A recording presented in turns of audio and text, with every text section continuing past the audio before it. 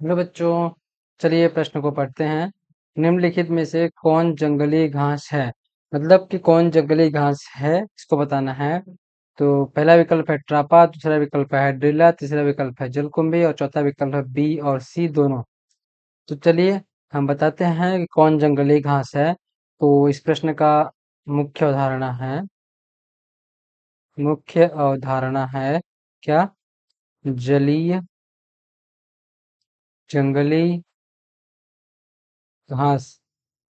मतलब कि जंगली घास कौन है इसके बारे में हमको बताना है। तो चलिए हम अपने विकल्प को देखते हुए बताएंगे कौन जंगली घास है कौन जंगली घास नहीं है। तो हमारा पहला विकल्प क्या है? ट्रापा। ये क्या होता है कि यह जलीय पौधा तो है, जलीय पौधा तो है, लेकिन क्या है, यह जलीय घास नहीं है। जलीय घास नहीं है ये, क्योंकि ये बहुत ज्यादा नहीं होता है। अब दूसरा विकल्प हमारा क्या है? हाइड्रिला। हाइड्रिला ये क्या होता है कि यह जलीय पौधा है। क्या है ये? जलीय पौधा है। जलीय पौधा है, लेकिन ये बहुत बड़ा होता है, इसकी वजह से ये क्या है? जंगली घास भी है। जलीय घास भी है ये। और इसका उपयोग क्या होता है? ये इसको जलीय जीव खाते हैं। जलीय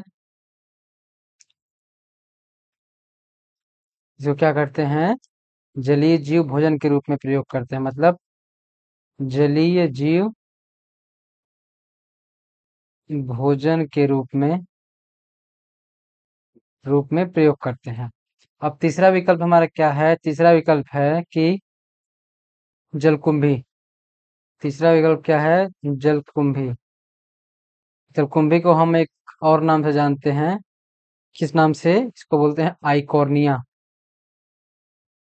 आइकॉर्निया। आइकॉर्निया को हम जानते हैं बंगाल का आतंक बोलते हैं।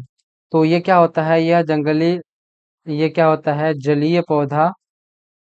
जलीय पौधा तो है, लेकिन यह घास भी है। जलीय घास भी है, और इसका भी प्रयोग सेम वही कि भोजन के रूप में होता है। भोजन के रूप में कौन इसका प्रयोग करता है?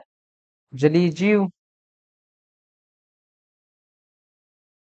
भोजन के रूप में प्रयोग होता है। और चौथा विकल्प क्या है? बी और सी दोनों। देखिए बी में क्या है हमारा? हाइड्रिला। चलिए विकल्प देखते हैं कि ट्रापा ये गलत है क्योंकि यह जलीय घास नहीं है। हाइड्रिला ये भी जलीय घास है। जलकुंभी ये भी जलीय घास है। और चौथे विकल्प में क्या है? बी और सी। मतलब बी में हाइड्रिला और सी में जली, तो बी और सी दोनों दोनों ही जलीय घास है। तो इस प्रश्न का सही विकल्प होगा विकल्प 4, जो कि है बी और सी दोनों। आशा करते हैं आपको समझ में आया होगा। धन्यवाद।